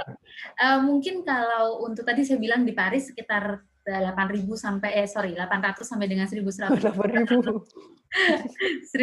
euro per bulannya. Kalau di luar Paris itu bisa antara 700 sampai 900 euro maksimalnya. Di luar Paris ini artinya di kota selain Paris ya, bisa di Lyon, di Strasbourg, di Toulouse, dan kota-kota di Prancis lainnya, itu kisarannya antara 700 sampai dengan 900 euro per bulannya. Ini biayanya termasuk biaya hidup, makan minum sehari-hari, kemudian biaya tempat tinggal, transportasi, dan juga biaya hiburan. Begitu. Baik, kita lanjutkan. Selanjutnya ada pertanyaan dari Latifatus nih ya. Apa saja bidang-bidang atau prodi atau fakultas di Prancis? Dan untuk Bu Natalia, apakah ada tes untuk mengikuti, ini program S3 mungkin maksudnya, di Prancis? Ya, silakan. Mungkin Mbak Rensa? Tadi apa? Yang pertanyaan untuk Mbak Rensa tadi? Pertanyaannya, mohon maaf. Bidang-bidang apa tadi, Mas? Atau saya ya? Yang apakah ada tes itu langsung ke saya? Iya, langsung ke situ aja. Oke. Sorry. Jadi, apakah ada tes? Kalau untuk PhD di sini semuanya saya bilang tadi by research. Jadi yang pertama kali harus teman-teman lakukan adalah mempersiapkan proposal riset dan memperoleh profesor yang mau menjadi supervisor atau pembimbing teman-teman begitu ya. Jadi itu yang harus dilakukan. Jadi yang dilakukan adalah menyusun bagaimana cara menyusun proposal. Yang dilakukan adalah teman-teman biasanya bisa googling dulu apa yang jurusannya atau keminatannya di mana, lalu kemudian baca, kalau tertarik dengan jurnal-jurnal profesor yang mau dituju, baca jurnal-jurnal profesor yang akan dituju, dari situ tahu kira-kira benang merahnya mau mengerjakan apa, disesuaikan dengan apa yang teman-teman inginkan, dan disesuaikan dengan latar belakang dan pengalaman riset yang teman-teman sudah lakukan, lalu kemudian disusun satu proposal, dan kemudian silahkan chat atau email si profesor ini mengatakan bahwa saya tertarik dengan tulisan Bapak Ibu, lalu kemudian apakah Madame Monsieur mau saya ingin mendiskusikan ini lebih lanjut, apakah berminat begitu-begitu. Jadi semuanya by research sependek pengetahuan saya ya, karena di beberapa negara lain ada yang benar-benar by course, lalu kemudian dia tes akhir begitu. Kalau di Prancis saya tidak tahu, mungkin bisa dikoreksi sama Mbak Renza, tetapi sejauh ini yang saya tahu sih untuk PhD by research. Teman-teman saya jadi ada Suternong, ada ujian defense akhirnya begitu. Dengan satu riset, karena kalau PhD di sini pasti akan masuk di sebuah pusat studi. Dan pusat studi itu yang kemudian akan membantu kita saling melengkapi satu dengan yang lain untuk memperkuat riset. Jadi si profesor itu di universitas atau di Perancis mereka sudah punya satu grand design riset begitu. Nah, kita itu mahasiswa PhD posisinya akan membantu mereka untuk mengerjakan project research ini. Plus kita juga dapat benefit belajar dan kemudian kita mengerjakan riset kita begitu. Jadi itu harus memang cari informasi, browsing dan membaca dan begitu. Gitu Mas. Baik, kita akan langsung ke pertanyaan selanjutnya. Ini untuk Mbak Rensa kemungkinannya. Dari Yan Bastian ingin menanyakan, kebanyakan beasiswa Prancis itu mempersyaratkan umur di bawah 30 tahun. Adakah beasiswa yang fleksibel umurnya? Silakan. Oke. Apakah ada beasiswa yang tidak mensyaratkan umur atau mungkin lebih fleksibel? Untuk beasiswa yang ditawarkan oleh pemerintah Prancis sampai hari ini memang masih mensyaratkan usia sebagai salah satu syarat untuk bisa daftar ya. Dan kebanyakan atau rata-rata memang batas usianya adalah 30 tahun. Cuman kalau misalnya memang Bapak atau Mas Yan keinginan untuk melanjutkan kuliah di Prancis dan mendaftar beasiswa, mungkin bisa coba beasiswa lain yang ditawarkan oleh pemerintah daerah di Prancis atau yang ditawarkan oleh universitas yang dituju. Karena tidak jarang universitas-universitas itu banyak menawarkan beasiswa atau pendanaan yang tidak menetapkan batasan usia. Gitu. Jadi silakan dicoba menghubungi kampusnya, atau mungkin kalau misalnya jurusan atau jenjangnya adalah S3 bisa menghubungi ekol doktoral, atau tadi seperti yang disampaikan Bu Natalia adalah semacam pusat studi lah kalau di Indonesia. Gitu. Jadi silakan menghubungi ekol doktoralnya, atau kalau mungkin ekol doktoralnya ini bekerja sama dengan laboratorium atau mungkin bekerja sama dengan pusat penelitian-penelitian, nah itu biasanya mereka banyak memberikan dana hibah untuk penelitian atau untuk ya perkuliahan, jadi silakan dihubungin aja. Begitu saran dari saya. Tapi kalau misalnya usianya masih kurang dari 30 tahun, banyak sekali beasiswa yang masih bisa dicoba, seperti France Excellence, kemudian ada MOBGA, kemudian ada beasiswa EFL juga. Jadi ya begitulah.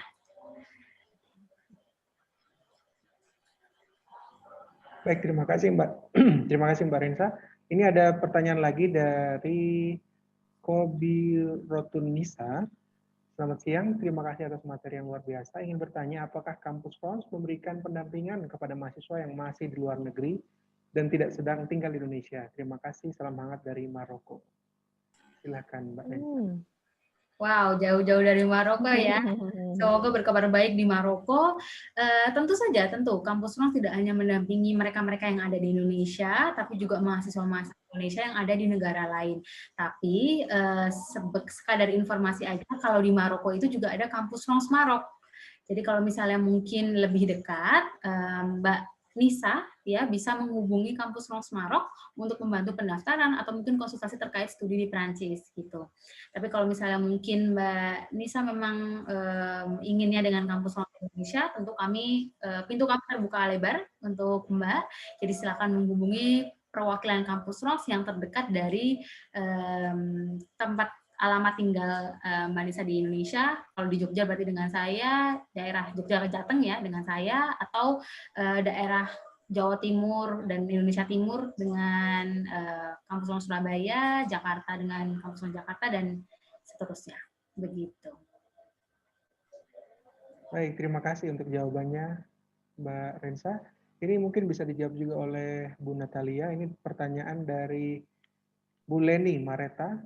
Kalau bawa keluarga bagaimana ya? Apakah anak sekolahnya free di Prancis? Mungkin ya maksudnya. Ya, silakan.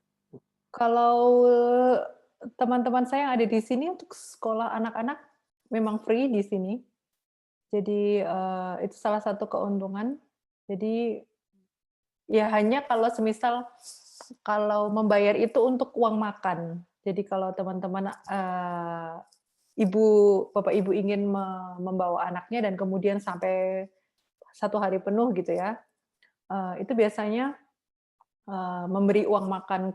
membayarkan uang makan ke sekolahnya.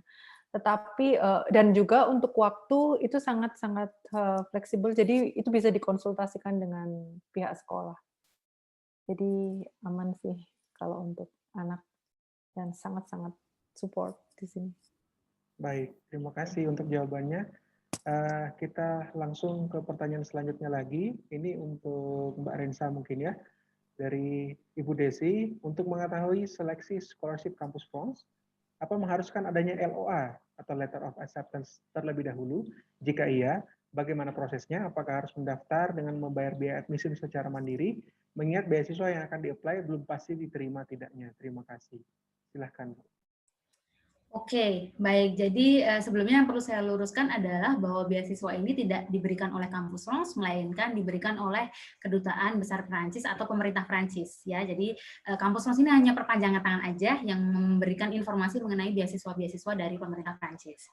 Kemudian persyaratannya tadi seperti yang sudah saya sampaikan bahwa untuk mendaftar beasiswa dari pemerintah Prancis mayoritas memang harus memiliki LOA atau sudah diterima oleh kampus tujuan di Prancis terlebih dahulu. Jadi sudah harus mengantongi LOA dulu baru bisa daftar beasiswanya.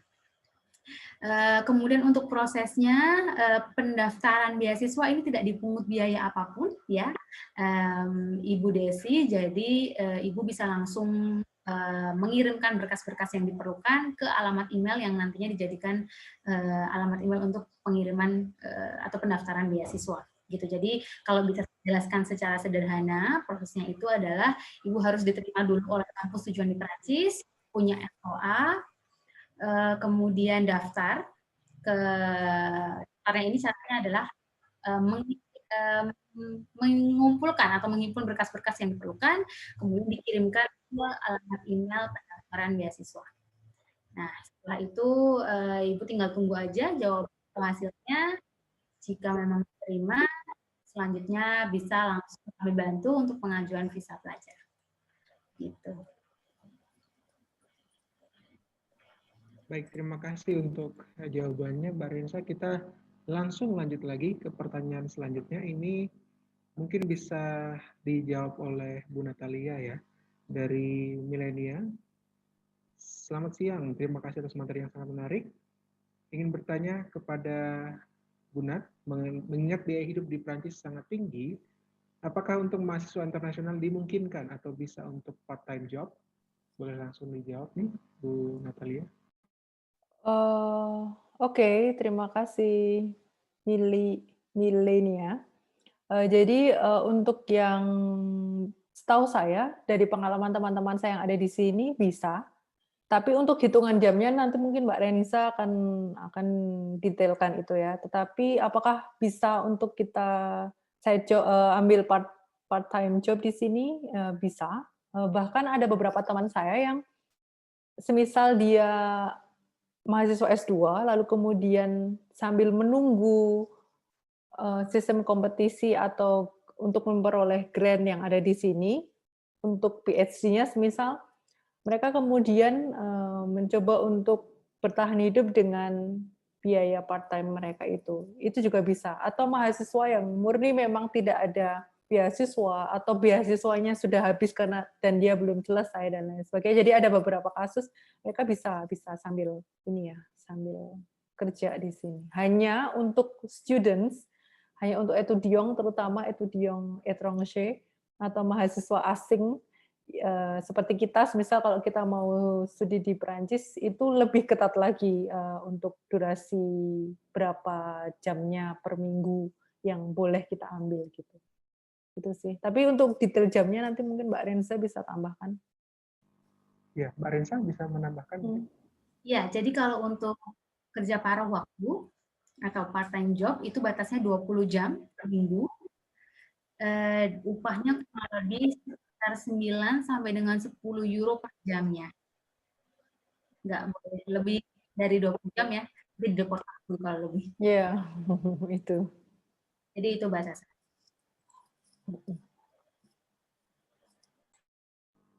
Baik, terima kasih untuk jawabannya, Bu Natalia dan Mbak Rensa. Kita lanjut lagi. Ini ada pertanyaan mungkin bisa dijawab oleh Mbak Rensa. Saya ingin bertanya dari Muhammad Sultan Arkana. Ingin bertanya apakah untuk Grand Eco dapat di-cover oleh beasiswa ataukah hanya di university saja? Oke, beasiswa dari pemerintah Prancis itu tidak terbatas hanya untuk universitas atau universitas saja. Artinya mereka terbuka juga untuk Grand École ataupun sekolah tinggi kalau di Indonesia. Jadi kalau misalnya mungkin Mas Sultan sudah mengambil LOA di Grand École di Prancis, bisa coba daftar beasiswa.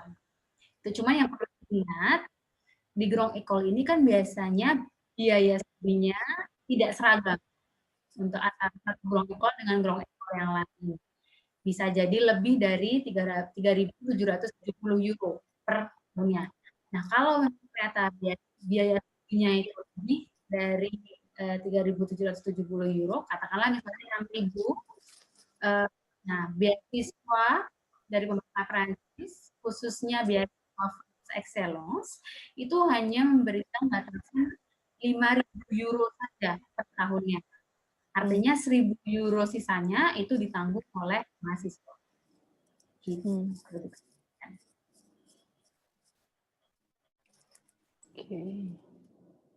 Baik, terima kasih untuk tanggapannya. Kita lanjut lagi.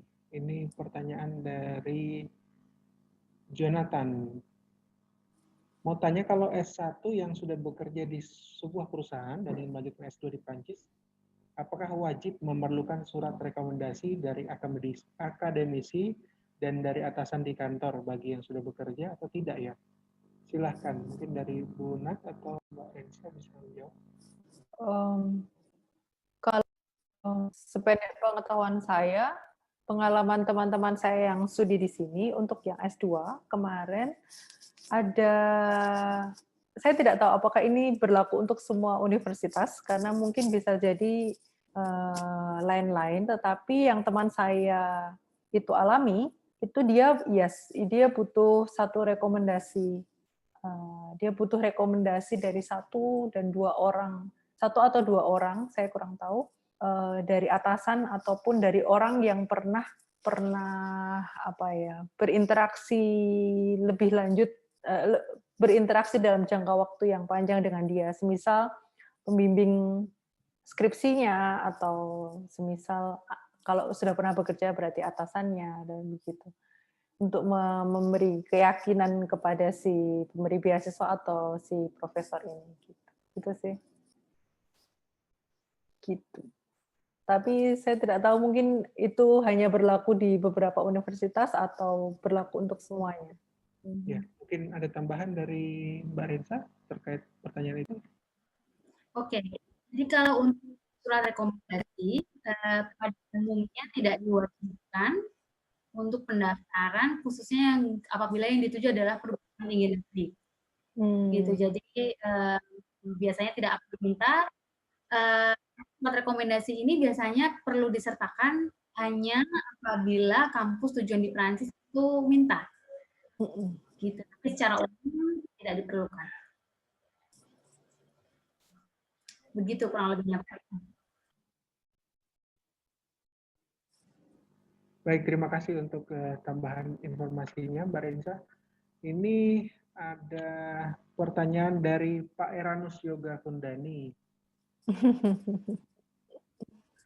Mau bertanya bagaimana budaya dan bahasa, dan untuk kelas internasional menggunakan bahasa Inggris kah atau Prancis?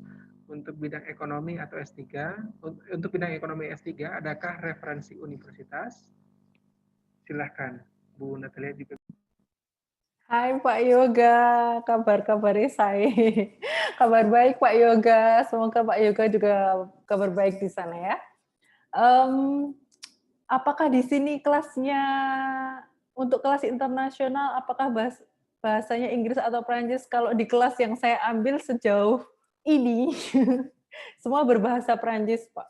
Jadi kalau yang di sini kebetulan kelas yang saya ambil kalau dibilang yang internasional murni saya tidak tahu, tetapi yang setahu saya, yang kelas yang saya ambil sendiri itu semua berbahasa Prancis.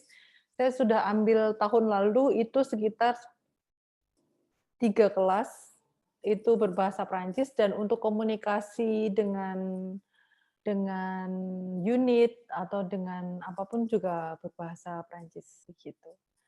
Untuk bidang ekonomi, apakah ada referensi dan lain sebagainya?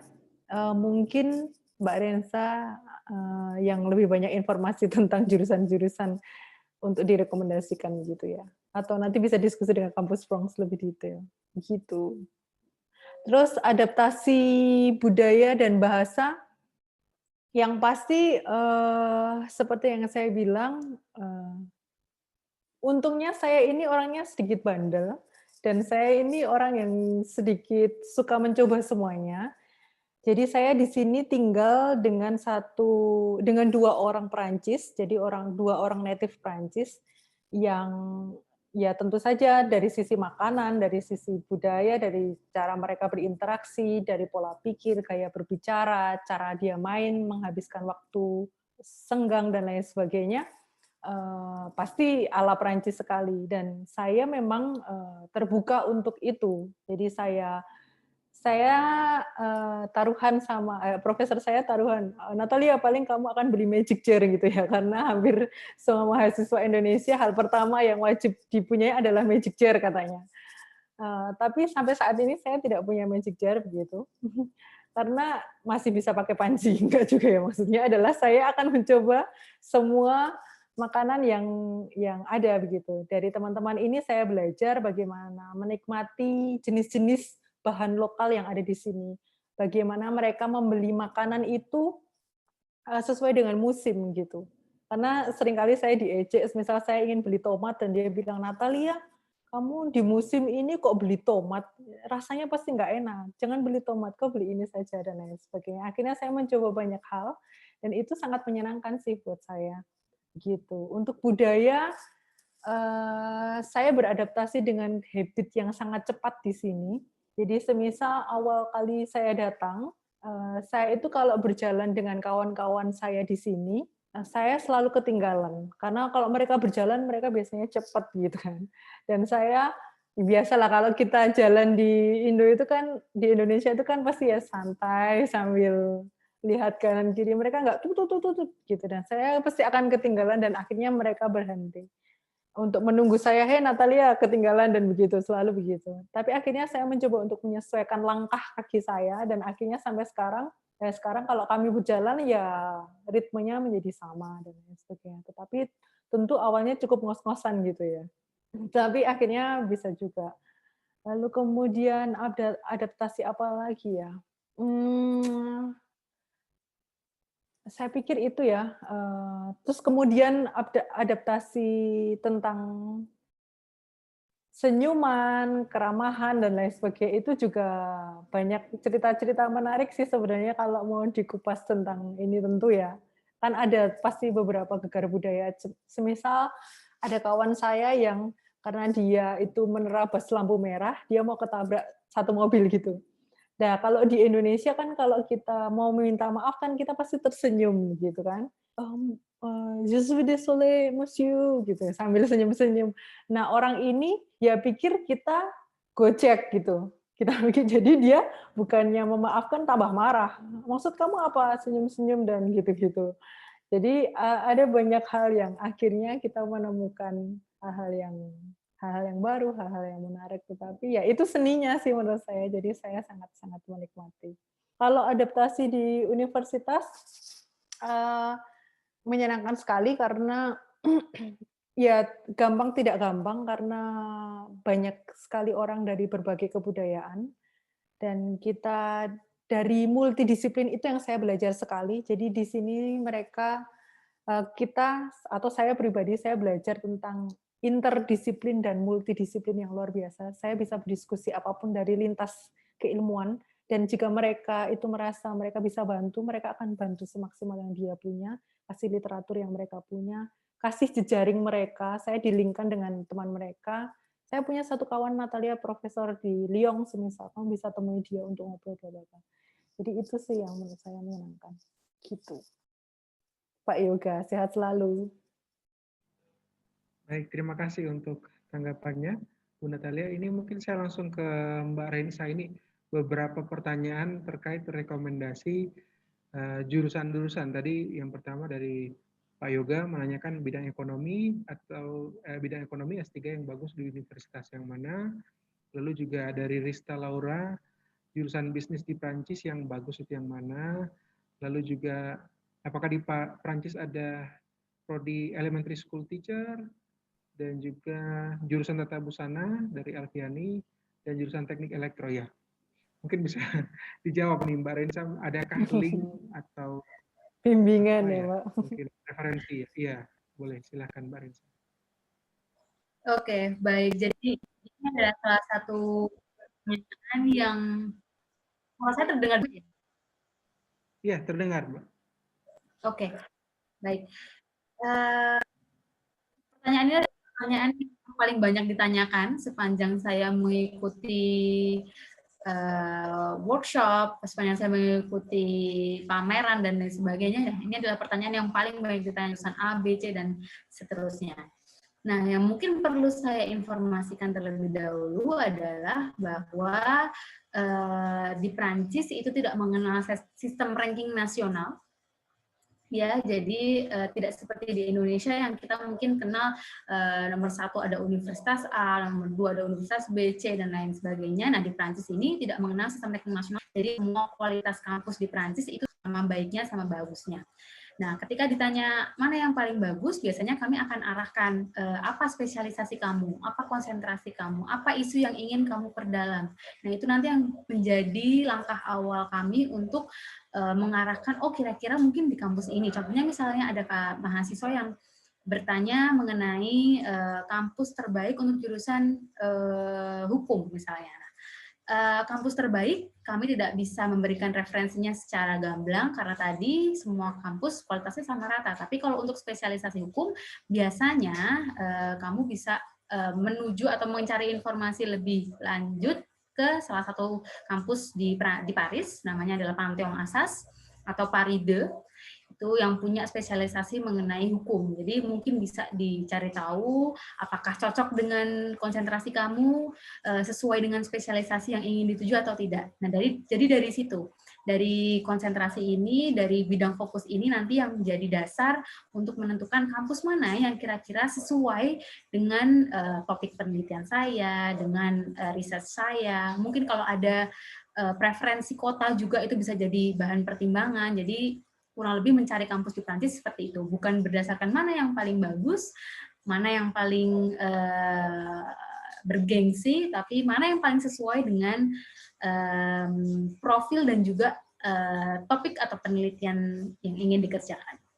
Kurang lebihnya seperti itu. Nah, tadi ada pertanyaan dari salah satu peserta mengenai jurusan elementary school.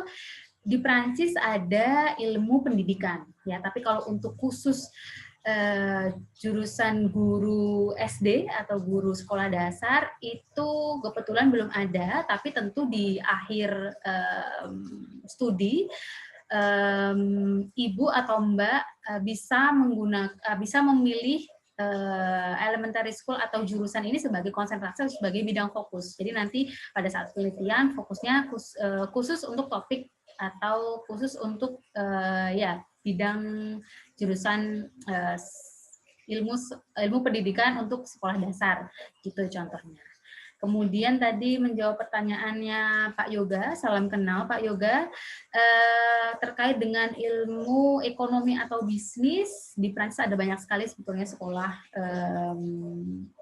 yang menawarkan jurusan ilmu ekonomi bisnis. Salah satunya adalah INSET dan juga HSC yang sangat terkenal di dunia dan beberapa kali masuk QS ranking juga. Jadi mungkin itu bisa jadi bahan pertimbangan kalau mungkin Bapak tertarik untuk melanjutkan PhD atau mungkin postdoktoral di Prancis ya. Jadi bisa jadi salah satu referensinya.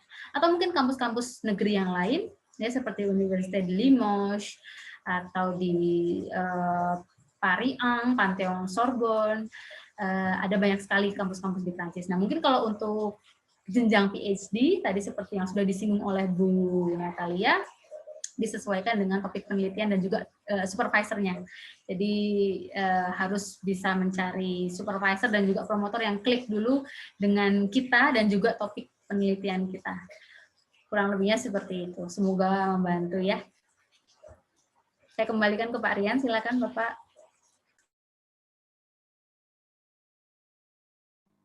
Baik, terima kasih untuk tanggapannya, Mbak Rensa. Ini ada pertanyaan lagi dari Samuel Fajar ini ya. Apakah di Prancis juga ada jaminan kesehatan bagi mahasiswa atau mahasiswi luar yang studi di sana? Dari Ethiopia nih, woi, jauh juga ya. Wow, peserta ini luar biasa ya. Tadi dari Maroko, sekarang ada dari Ethiopia. Senang sekali saya bisa ketemu teman-teman dari berbagai belahan dunia ya. Oke, Mas Samuel Fajar, terkait dengan jaminan kesehatan ada di Prancis, asuransi kesehatan bagi mahasiswa itu gratis ya. Nanti mungkin Bu Natalia bisa menambahkan untuk testimoni lebih lengkapnya. Jadi pemerintah Prancis itu menyediakan asuransi dasar gratis yang mengcover kurang lebih sekitar 70%.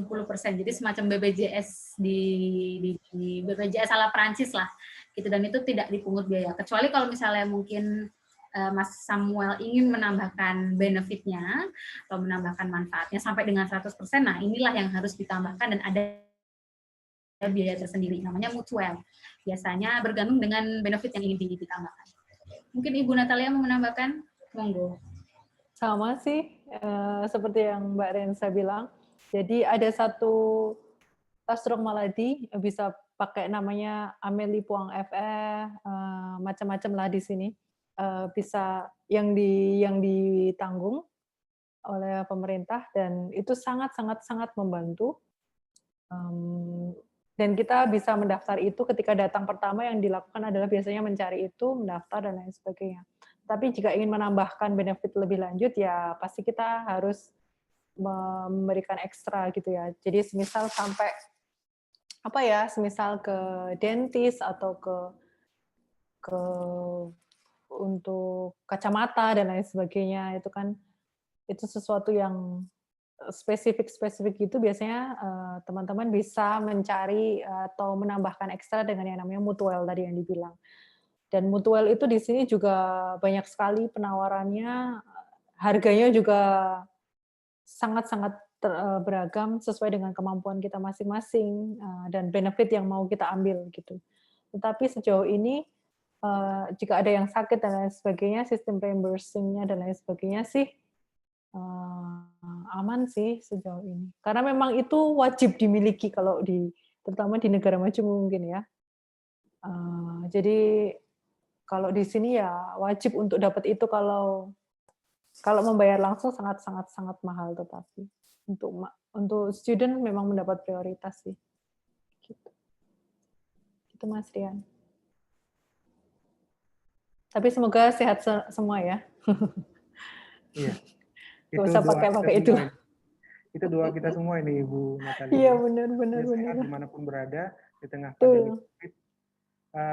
Dan kami masih menantikan apabila masih ada pertanyaan lanjutan dari seluruh peserta.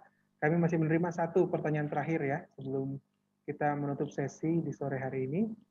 Silakan Bapak Ibu dosen atau Bapak Ibu staf ataupun teman-teman mahasiswa dan alumni dari UKSW ataupun dari Civitas Akademika Universitas lainnya, silahkan. Jika ingin mengajukan pertanyaan baik ke Mbak Rensa, selaku perwakilan dari Kampus France, ataupun ke Bu Natalia yang saat ini sedang studi S3 di Paris, Prancis. Kami masih menantikan satu pertanyaan terakhir. Bisa raise hand juga ya, jika ingin mengajukan pertanyaan langsung live. Boleh, ya. Unmute mic-nya.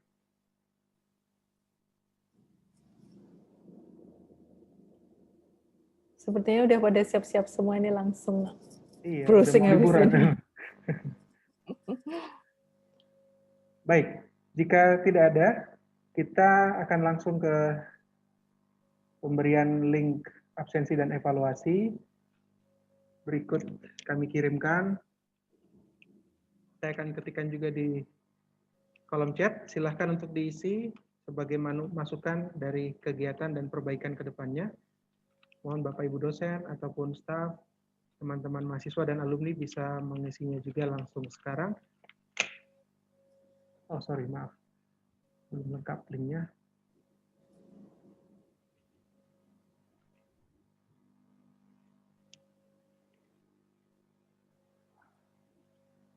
Oke, ini dia. Ya, silakan bagi Bapak Ibu dan seluruh peserta dapat langsung mengisi link yang sudah kami kirimkan di dalam kolom chat.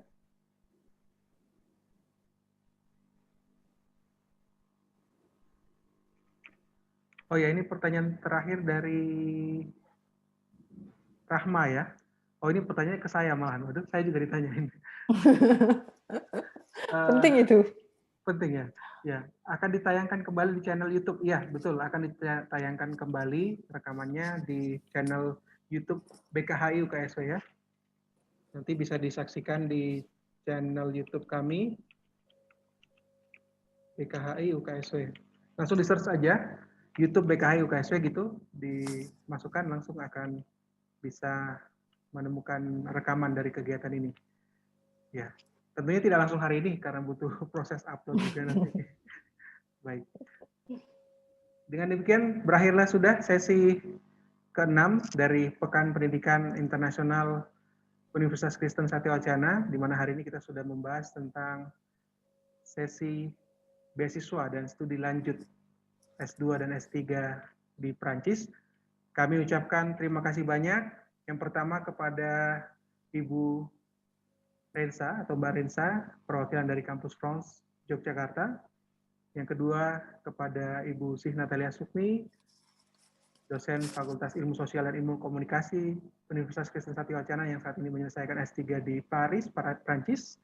Dan juga kepada Kepala Biro Kerjasama dan Hubungan Internasional Universitas Kristen Satyawacana, Ibu Deborah Natalia Sujito, MPSED, dan juga terkhusus kepada seluruh peserta Pekan Pendidikan Internasional UKSW, para Bapak Ibu dosen, teman-teman mahasiswa dan alumni, para staf dari UKSW maupun dari universitas lainnya, kami ucapkan terima kasih.